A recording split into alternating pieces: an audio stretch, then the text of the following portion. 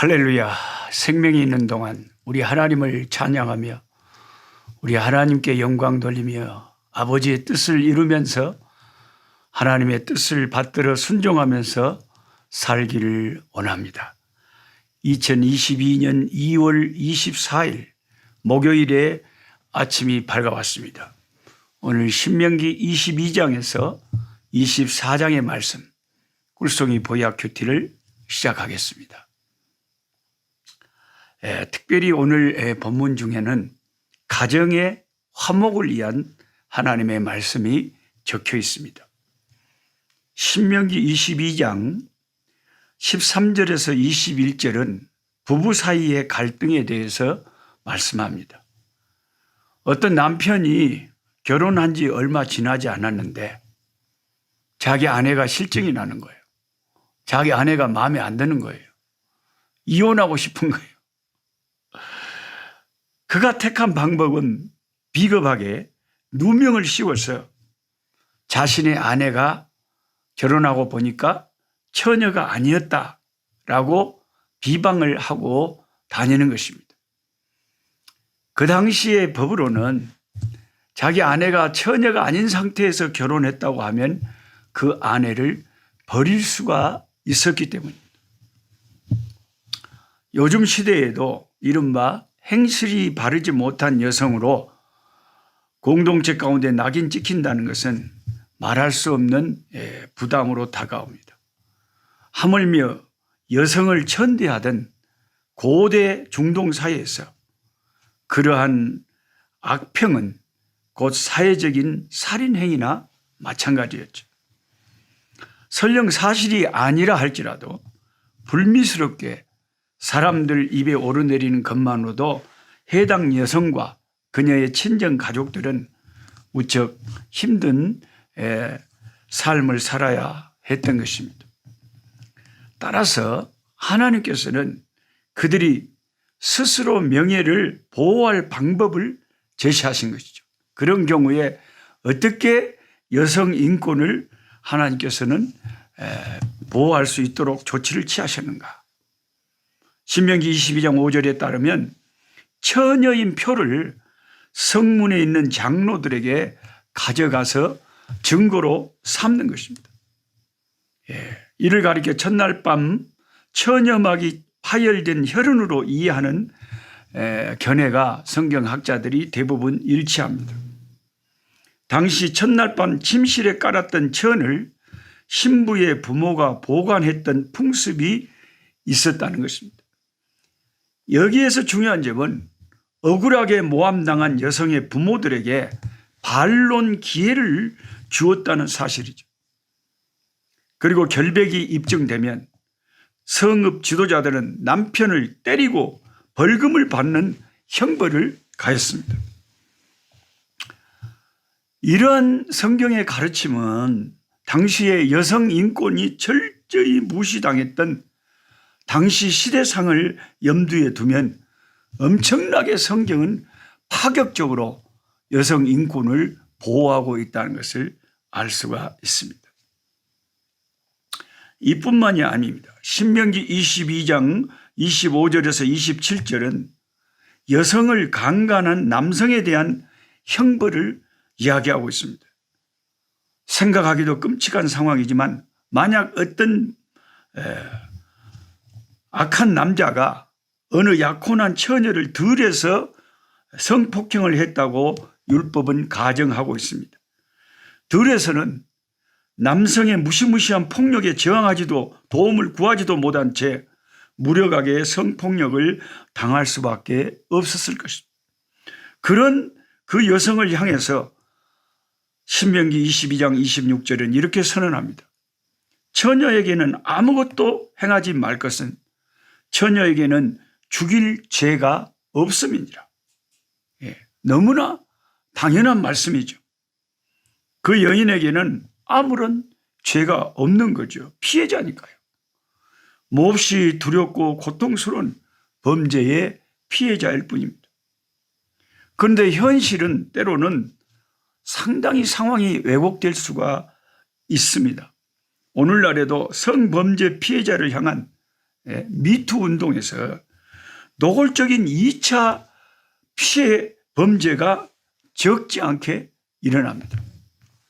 그래서 어떤 여성이 성폭력을 당했는데 그걸 미투로 그걸 고발했는데 세상 사람들이 그녀를 욕을 하고 손가락질하는 거예요. 야, 자기가 좋아서 재미를 봐놓고 왜 그 남자를 고발하냐? 나쁜 여자다. 이렇게 피해자를 갖다가 오히려 두둔하는 세상이 돼버렸다는 거죠. 그래서 사람마다 이것은 보는 각도가 다르기 때문에 성경에 분명하게 선언을 하는 거죠. 그 여성의 인권을 보호하라고. 여러분이 다른 사람의 여자 이야기니까 쉽게 그렇게 말할 수 있을지 모르지만 여러분의 누이고 여러분의 딸이고 여러분의 여동생이 만약에 그런 일을 당했다면 또 생각이 확 달라질 것입니다. 가해자인 남성을 두둔하고 도리어 피해자인 여성을 비난하는 상황을 이런 상황들이 오히려 이 시대에는 일어날 수가 있기 때문에 당시의 성경의 율법으로 확실하게 피해자인 여성들의 인권을 보호하도록 했던 것입니다. 야, 성경을 읽어보면 그 시대에 비추어 볼 때, 그 시대상에 비추어 볼 때 얼마나 성경이 그 인권 사각지대를 많이 빛을 비추면서 어린아이와 과부와 힘없는 그런 연약한 사람들과 가난한 사람들과 힘없는 여성들을 보호하는 그런 말씀을 성경이 그렇게 많이 하고 있는지 몰라요. 그래서 예수를 진짜 잘 믿는 사람들은 사회적인 약자들의 편에 설 수밖에 없고 인권을 중시하는 그런 라인에 설 수밖에 없어요. 그게 세상 사람들에게는 과격하게 보이고 뭐 좌파처럼 보일지 모르지만 예수님의 가르침을 충실하게 따르려고 하면 가난한 자, 약한 자, 핍박받는 자, 사회에서 소외된 자들을 향해서 편히 대주고 손을 내밀고 그들에게로 다가가는 낮은 곳으로 임하는 그런 성도들이 될 수밖에 없는 게 참된 그리스도인들이라는 거죠.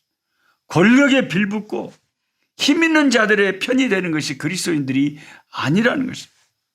하나님은 고아와 가부의 하나님이라.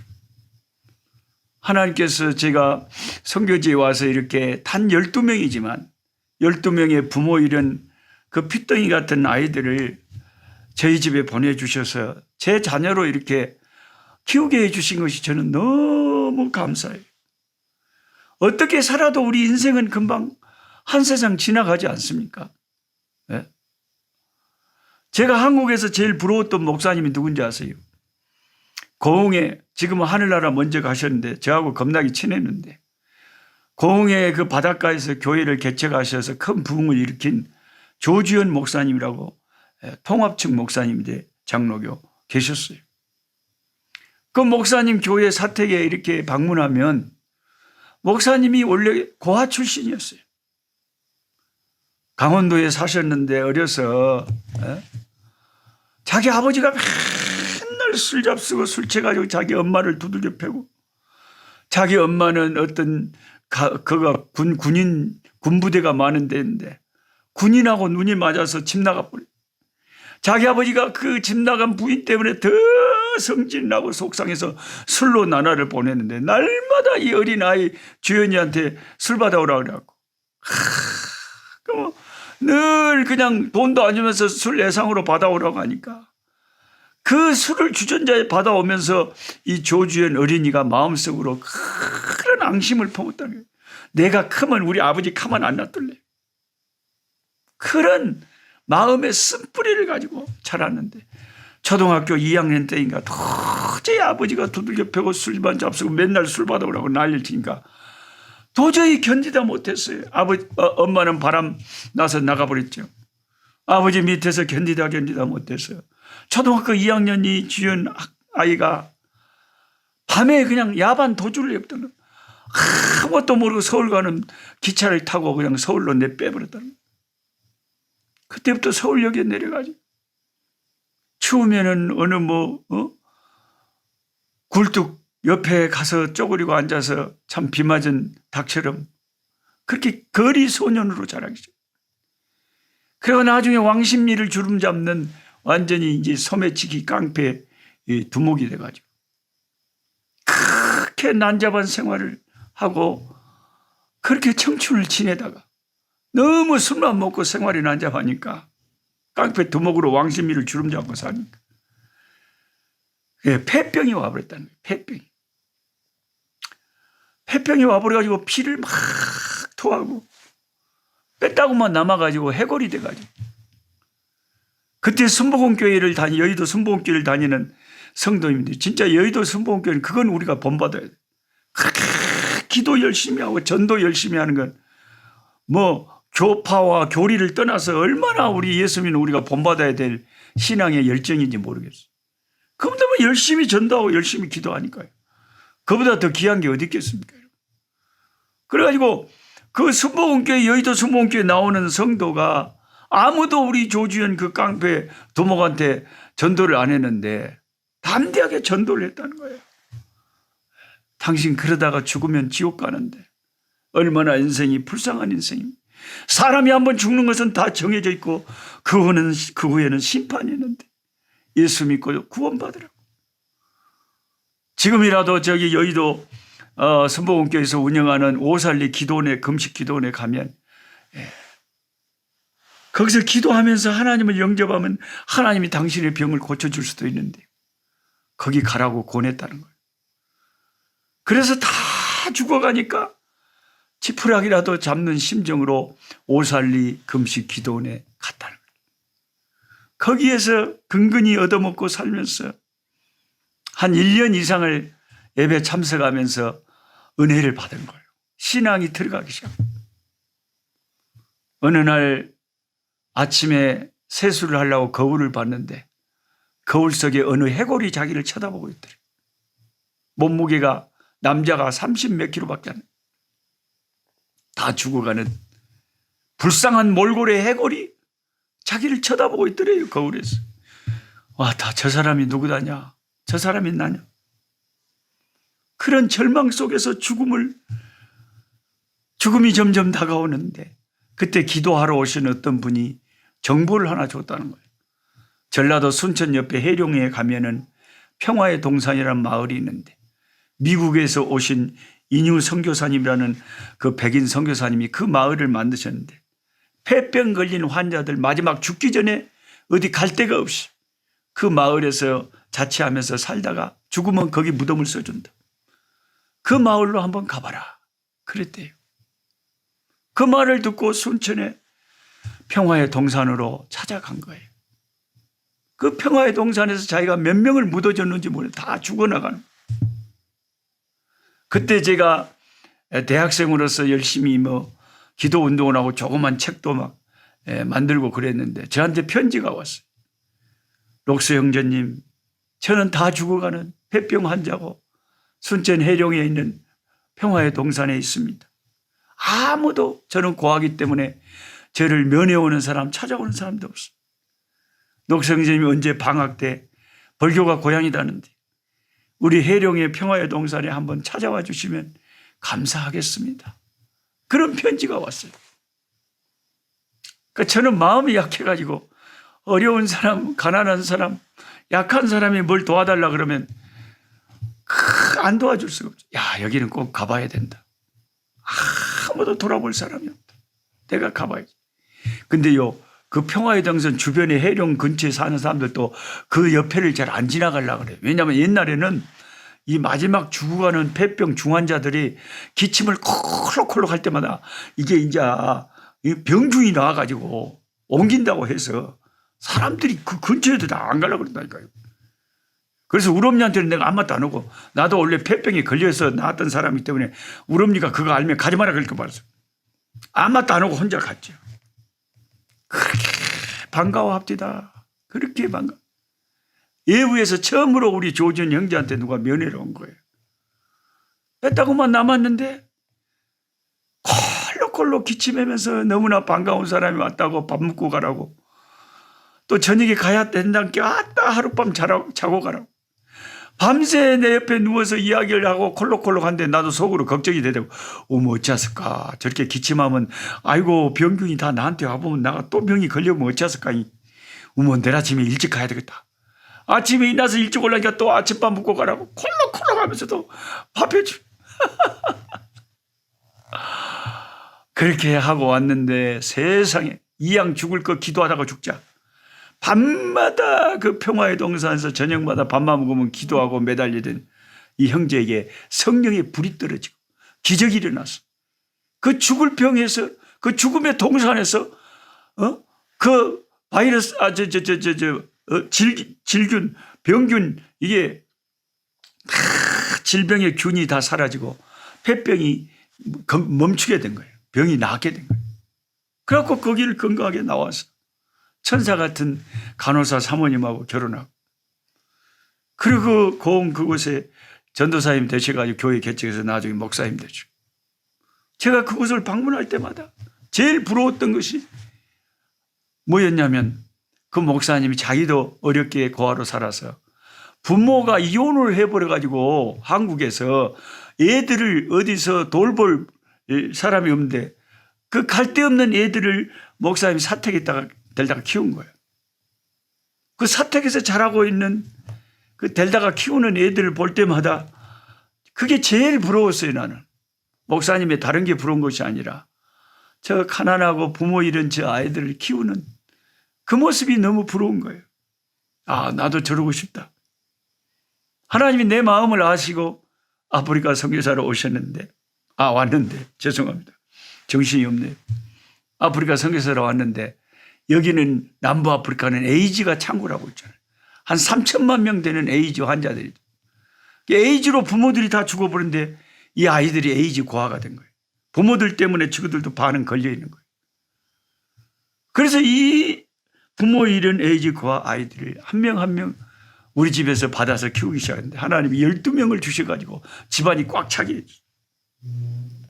하나님이 다 마음을 아시고 마음의 소원을 들어 주시는 거죠. 하나님은 고아와 과부의 하나님, 가난하고 소외되고 약한 자들의 하나님. 그러니까 여러분, 제가 제 인생의 간증을 잠깐 드렸지만요, 예수 제대로 믿는 사람, 신앙이 제대로 바뀐 사람은요, 다 가난하고 사회 소외되고 약한 자들의 편에 선다니까요. 그러니까 제가 항상 이 말씀 끝나면 제 아내랑 부르는 찬송이 그거잖아요. 약한 자 힘주시고, 약한 자 힘주시라고 그렇게 찬송하잖아요. 이 땅에 핍박이 있고, 이 땅에 외로움이 있고, 이 땅에 고통이 있고, 이 땅에 눈물이 있는 거, 주 거기 계셔서 그들의 눈물 닦아주시고, 하나님의 공의가 강물같이 흐르는 세상이 되게 해달라고 예수 믿는 우리는 항상 이런 약한 자 편에 서는 것이 제대로 예수 믿는 사람들이다. 그래서 오늘 성경에는 이 피해를 당하고 연약한 여성들의 인권에 대해서 분명하게 말씀을 하고 있다는 것입니다. 오늘이 제 딸 하은이의 생일이었어요.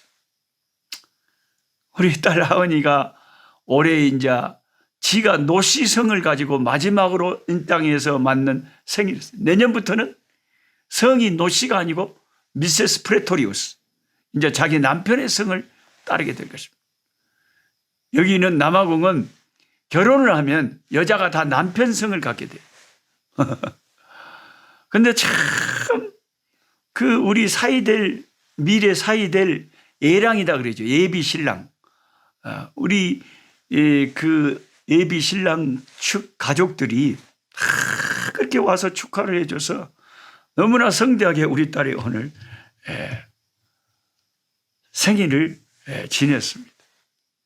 저는 예수 잘 믿는 사이를 얻는 것, 이게 제일 큰 소망이었는데 어쩌면 하나님께서 이렇게 오랫동안 기다리게 하시고 예를 태우시더니 드디어 하나님이 기적을 행하신 거죠. 광야에서 길을 내신 거죠.